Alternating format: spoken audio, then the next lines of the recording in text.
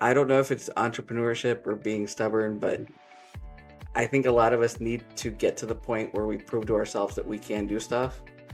Because it's super important because that's gonna light the fire for you to keep doing bigger things or more things that you want to do. Welcome, everyone, to this Hatchery Member Spotlight. I'm so excited to have Hatchery Member Eli with us today and his friend, his pal. We'll have him introduce them in a second. But the member spotlights are an opportunity for you to learn more about our hatchery community and the awesome, amazing ideas and work that our members are doing. Eli, who's your friend? Where'd he This go? is Drago.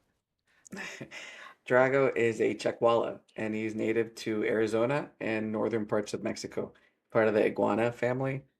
But they're herbivores, and they eat plants and little flowers in the desert. And yeah, their unique uh, predator defense is that they hide in the rocks and then they fill up with air, and then they're hard to dig out. His girlfriend's downstairs. My wife's putting sand in the substrate, but I have to babysit him. But as you know, I let him go a minute ago, and he was like, "Where am I going?" He was trying to like get under. It's under the refrigerator. That's his favorite spot. Ah, under the fridge. Tricky, tricky. All right. So if Dragos goes away, we'll know where you are, hunting them down. That's fun. That's fun. Eli, I'm sure everyone would love to know, how did you come to be a member of the hatchery? It was fate. It was organized. It just happened. The cosmics line. It was all the communities. We don't run into each other, but we have a mutual friend that did a summit, which was the Cozy Cave Summit. If y'all haven't heard of it, know that it's going to happen probably either biannually or annually at least. And it's a very relaxed workshop where people present every week. And so we did that. And I met Dr. Abigail and I joined her community. And it's awesome because I can be myself. I can talk about my reptiles, talk about entrepreneurship. I can talk about being a trans guy. Like everything is is up and open for us to communicate and have ideas about and have find solutions. So that's how I ran into the hatchery. I'm glad I'm there. I'm glad to be amongst y'all. I am happy that you are part of our community because in the hatchery, as you just said, it's really bringing yourself where you are with any idea. It can be focused around entrepreneurship. We happen to have a lot of entrepreneurs in the community, but it's also to help you, I think, as multi-passionate people, be able to tap into any idea that you have and move that forward with the help and collaboration of others, which is really exciting to hear. And you are a recent member of the hatchery of a couple months, but I know from your story that you have moved some ideas, some big ideas into action in your past. So I want to roll back a little bit so people can get an idea of the types of ideas you've been putting into the world, and then we'll roll forward to where we are right now. But let's talk a little bit about, I know you wrote a book and it exists on Amazon, which is a huge feat. I have a book in me somewhere besides my dissertation. That is the first book I've written, but I know there's an idea for a book out there in my head to get out into the world, but I have no idea how to even think about moving it forward. And I bet you there are other people out there who are thinking, yeah, I would love to write a book one day. So I would love to hear a little bit about why you wrote this book, and then we'll talk a little bit about how you got it into the world. Okay. Well, I have another book that is the actual story. This is just a resource book that I got. So technically, it's considered like a lower value book because it's not like a reading book.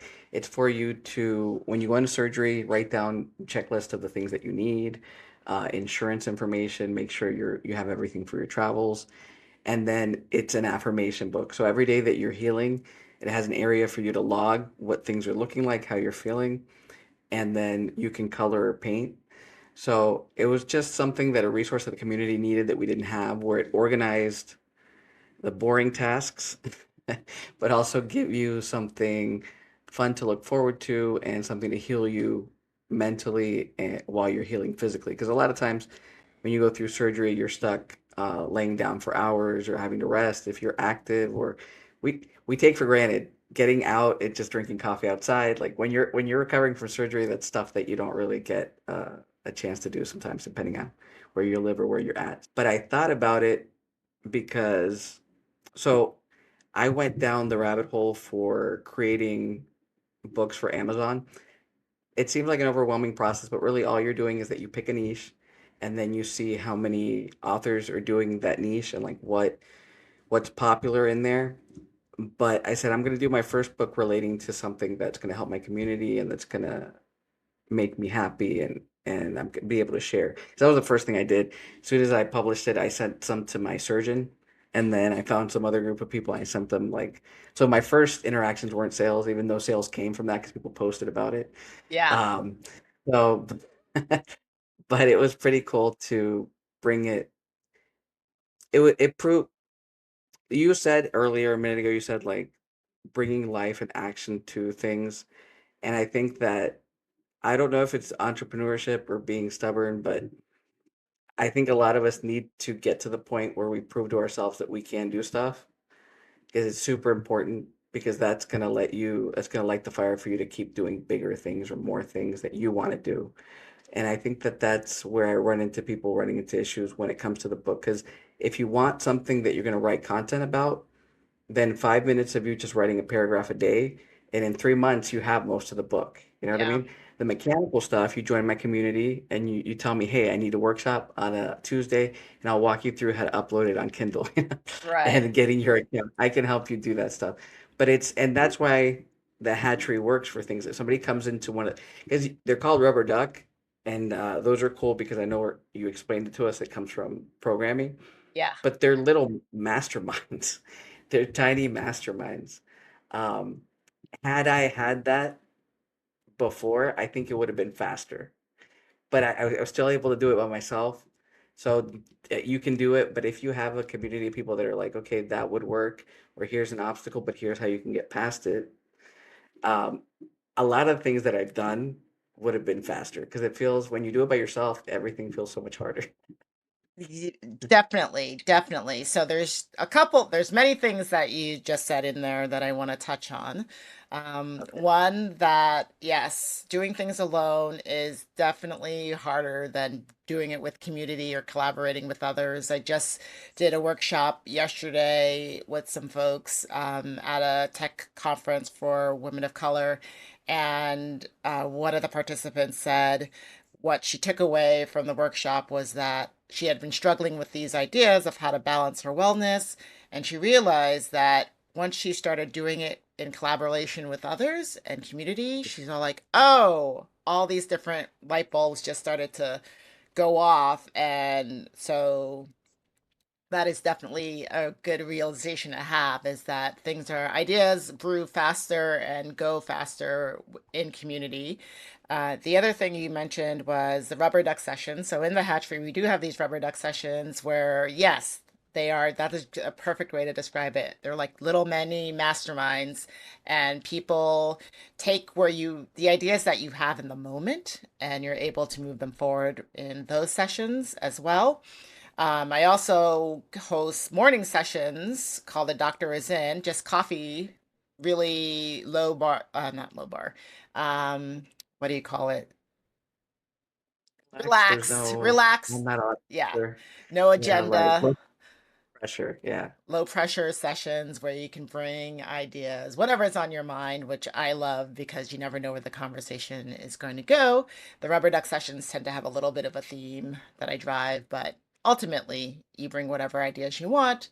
But I'm not going to let you off the hook because you mentioned you wrote this book for your community. And I like the idea of the book being driven by purpose and passion and serving others. I think often we think of a book as we have to be able to teach people something, they have to walk away with a lot of big nuggets of wisdom and everything. But I like the fact that the first time you did it, it was about in service of your community. However, you didn't mention explicitly what your community was or who they were. So I wanted to make sure that people understood whom you were talking about. Absolutely. And then before I get that, now being in the hatchery, I don't have any shame related to my book being like a fun book to heal with. Because yeah, we have a lot of pressure to be super productive or for things to be very factual and be very, have a lot of information in them. But people are so happy. And I did the traveling, so going into who my community is. So I'm a trans man. I started transitioning about hormonally about 10 or 11 years ago, and I've had multiple surgeries. So the community doesn't have a lot of resources, especially, depending on what country you live in, what the governments are like, and all that good stuff. So, and I made it affordable. It's like 12.99. So they're already going to do surgery. I just want them to have access to it so they can recover. And I'm doing some updates on it. And it's for trans women or trans men that that have surgery recovery. I made a general one because there is a need for people that just, first of all, stealth people for safety. If somebody is going to go get surgery and they're scared that somebody's going to clock them or mistreat them, well, then they can get the general one. But also, if you have knee surgery and you want to color it, you want to have affirmations, well, there's one for you too. Like, I love but it. if you're an ally, you don't care what it looks like, what the cover looks like, you can get either one. What's really great about that is that in innovation, if and this idea making, if you work on serving the outer boundary, the outer range, the outliers per se, Yeah, then you're serving everyone else. So by creating this book for trans people, you've also created a book for anyone who is recovering from surgery, which is a great tool. And that's another thing that I love about having putting our ideas out there. We might be starting with one small niche of people, but it really can serve a broader perspective. So that's great to a hear. good point. I apologize if my lights went bright out of Yeah. nowhere. Uh, The- the household is like, sorry, we're gonna oh, go turn them off a little bit. It's like la la la. It's it's all like, right. We'll edit that out. they're like, he's so bright now. I Oh, wonder oh, why. oh, we'll keep it in as great entertainment. Now I can see your little background, your picture in the background. Is that Greece? Where is that? The Say photo. that again. The photo behind you. What is it a picture of? Just out of Oh, curiosity. it's Greece. It is Greece. Yeah. Yeah. Very cool. Sorry, now you've got to refix everything. Oh, you're good. My shiny squirrel syndrome gets me. I'm observe everything in the background. I'm all like, oh, that's Need to nice. make it. I love ice cream. We were talking about the shiny squirrel the other day, in a session and how we need a shiny squirrel mascot for the hatchery just to like run it across the Oh, screen and be like, oh, look, shiny squirrel. Something that multi-passionate people are very often drawn to the shiny squirrel and doing lots of things. Well, thank you for sharing more about your book and the process and the community that it's serving. Um, that is one really great idea that you are bringing out into the world. And now you're serving a community of entrepreneurs and helping them to bring their businesses into the world. Can you share a little bit more about that idea and how it's going for you? yes. So it's Limitless Latinx. It's for Latinx and BIPOC folk. So it's serving my community the same because I fit that demographic and that Latinx. And so what I want to give power to is entrepreneurs that, well, they've been working offline and they need to know how to do it online. But I also want to help communities that perhaps don't understand how to monetize online. They've been doing it offline for a long time. They've been hustling. They've been overworking themselves. but there's systems and stuff that they can implement with the talents and the resources that they've been helping people with before. They can do it online. So I decided to. It started from. It's so funny because it was called Jet Emotions before it was called Latinx because I've been doing it for a couple of years. Because I love affirmations. I love positive attitudes. I'm like a I'm a solution forward kind of person. So I'm always like, oh, that sucks, but look, we can fix it, right? We can get a better way.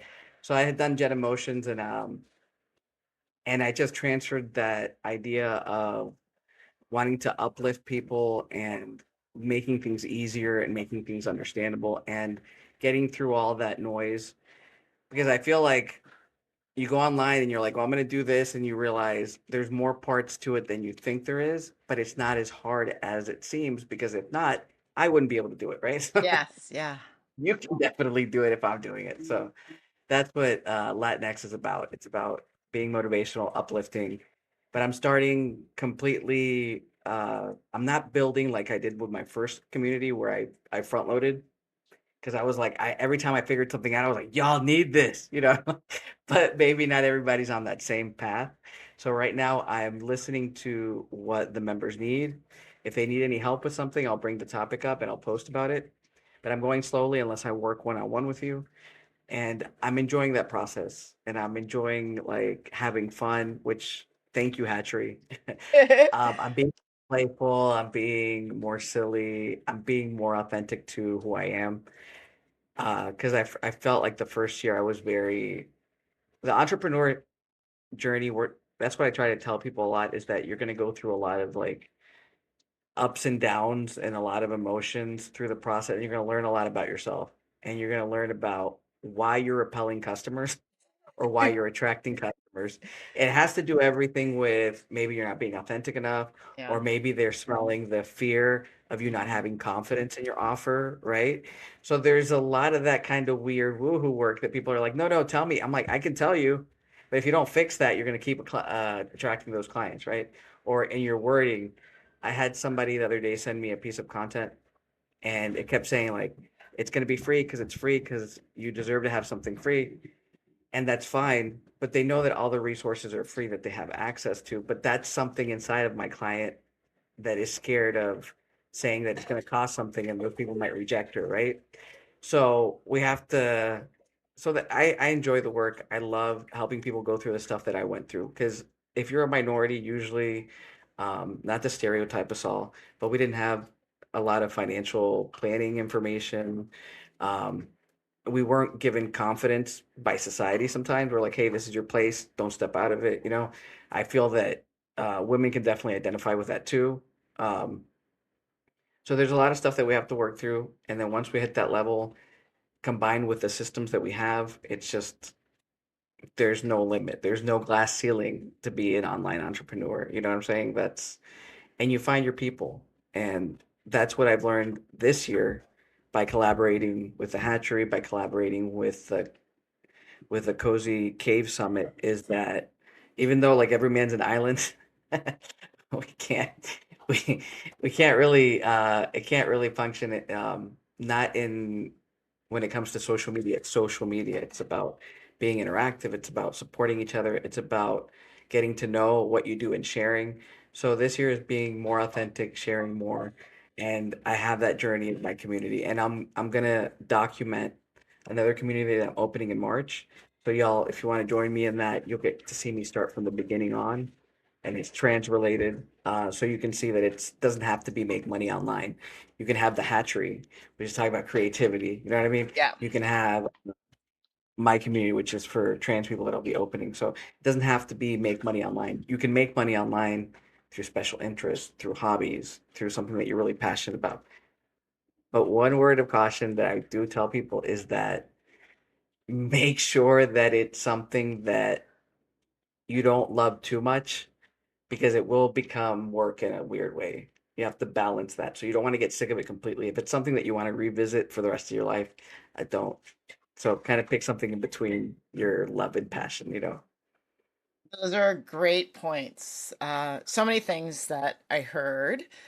One Content. was, yes, if you're starting an online community, this is great. So if one of your ideas is starting an online community, you do not have to have a full stocked and loaded community with all the bells and whistles and all the resources. You can have one idea, start with that, and then just build as your community builds, you build with it. So you don't have to have everything at once if you're trying to build a community. That's one takeaway I heard.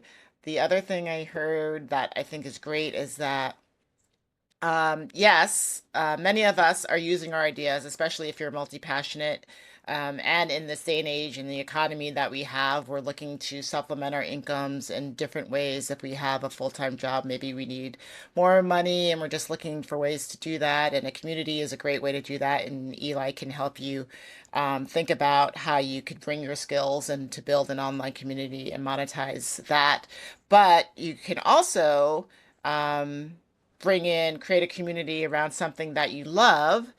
As long as I think what I heard is there's a nuanced balance of if you're trying to commoditize something you love, that you really want to make sure that you want to drive a business around it because it could take away the joy Oh, yes, absolutely. of what you're trying to accomplish and do. However, I think that if community is part of that, then you're always doing something that you're always excited about and joyful about, which is why I love building the hatchery and developing that because it's around multi passions and many ideas and the one thing I do is I love to learn and I love to listen. So it's great for me just to hear what other people are doing and try to connect them to resources and other people to help move their ideas forward. And it gives me an opportunity to do all the random stuff that I don't allow myself to do because of whatever time, energy, the W-2, the daily job, whatever it is that I use as an excuse not to pursue those all those ideas and passions that I have, that the hatchery provides me that space to do that. So there is that like nuanced balance of how you move forward with that, with your school community, etc. So this is about idea making and idea journeys. So we've heard a little bit about your book writing journey. We've heard a little bit about your entrepreneurship journey and the things that you are trying to create. And these are all in process journeys, and you're going to be building a new community to document the process of creating a community for others to learn from.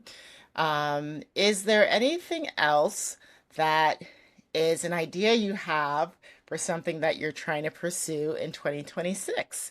And I can think of something that you can speak on. I don't want to put words in your mouth, but I'm going to put words in your mouth. Um, because we are both in another shared community that we're both a part of, which is resilient speakers. And so I would love to hear more. And I think other people have this interest of like speaking more and doing more speaking. And so I'd love to hear your ideas around what you want to do with speaking and how what are your next small steps to making that happen? Oh, I joined Resilient Speaker for content because I'm a rambler. And obviously, if you made it this far, you see it.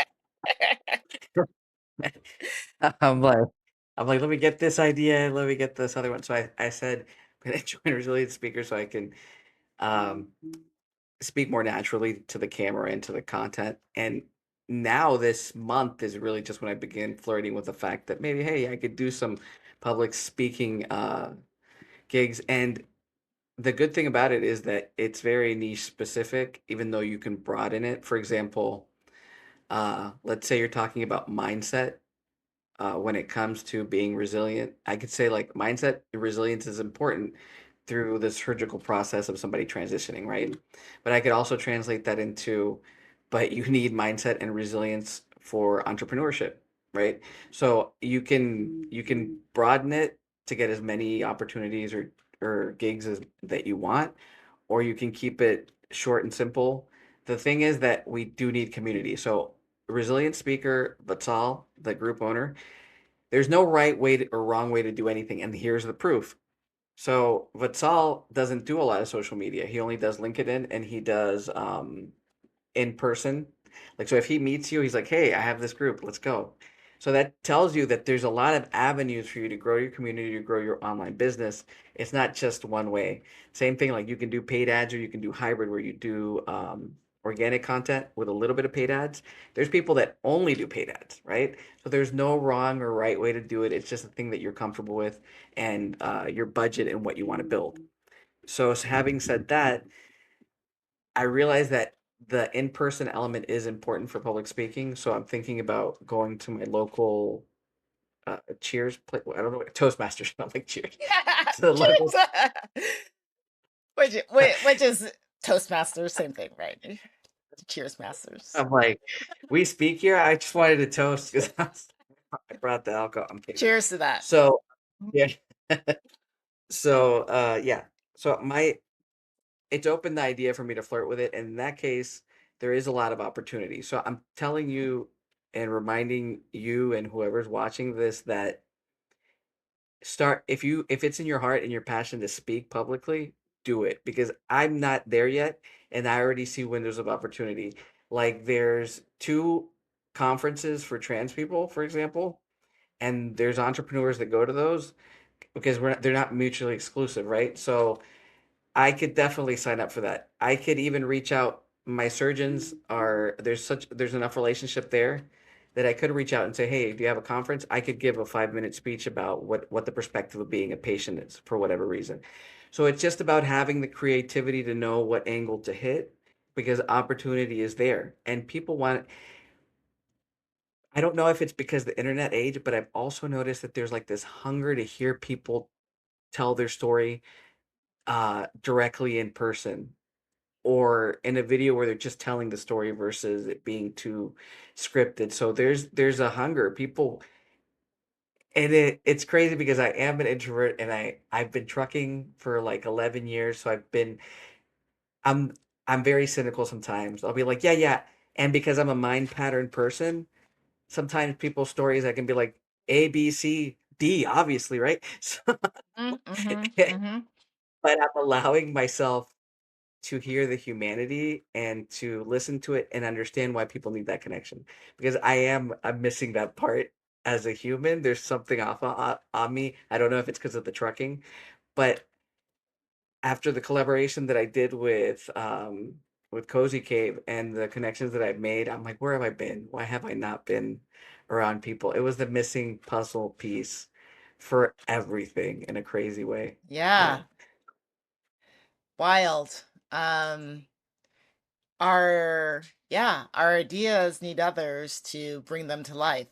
They really do. I mean, this the whole Cozy Cave summit that we did, which I think we're bringing back in March. So stay tuned, folks, to learning more about the Cozy Cave. But this idea of community is really the place where your ideas can thrive and where you can move them forward. And that is the beauty of the hatchery for me is seeing people bring their thoughts and be like, oh, I'm so excited. Now I have a direction to go in where I was just before stuck and swirling in my head, going back and forth. Should I do this? Should I not do that? Should I do this? Oh, if I do that, then that will happen. And it's all about just putting out these little tiny experiments and going off and trying some things and then coming back to the community a month later and being like, okay, I tried this thing. Now I'm ready to try this other thing. What do you all think of that? And you all of a sudden you have this huge hive mind. And I love the way you described it earlier, these mini masterminds where you're able to bounce your ideas off of other people and get varied perspectives, which I really love because everyone in the community has comes in with a totally unique perspective, whether it be geolocation, whether it be gender wise, whether it be just what they're passionate about and what their experiences are. And to have all those different perspectives as you're trying to move an idea forward is what makes ideas really creative and innovative, is those perspectives. And you were talking a little bit about like the lack of human story and a lot of the social media as AI is creeping in and people are just reading scripts, and really people want authenticity and to see what people are about and how um, their their minds are working in that way versus this formulaic type of experience. And so building up speaking muscles in a community is a great way to figure out how to bring your messages forth, and take a small step, because I know we recently did this 30-day video challenge in the resilient speakers community, and it was great as a good practice of just putting videos out there and recording them. Well, you didn't have to put them out there, but if you chose to,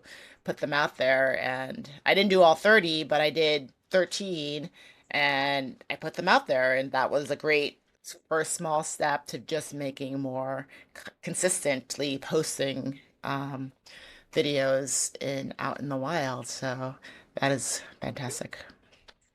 Uh, And it goes back to your point about taking action, taking the small action to stuff. And that's what the hatchery encourages. So a lot of your prompts and a lot of the things that we do are like, okay, we're going to use creativity, we're going to have fun. But at the end of the day, what's that small, tiny step that you can take that's going to push you forward? Right. And those are important because after you do five or six or seven or 13 of them, you got the confidence and you've got something there. So absolutely. Yeah, that is it. That is it. So, I'm gonna close us out here.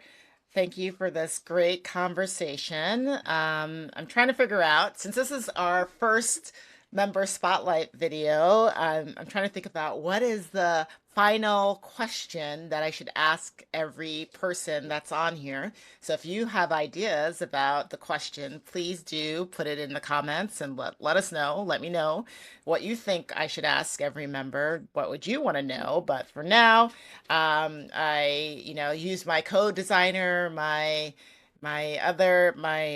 worker bee in my business, right? There's me, and then there's my AI departments that do all the different things. So I did ask my creative department, what question should I ask as the closing question?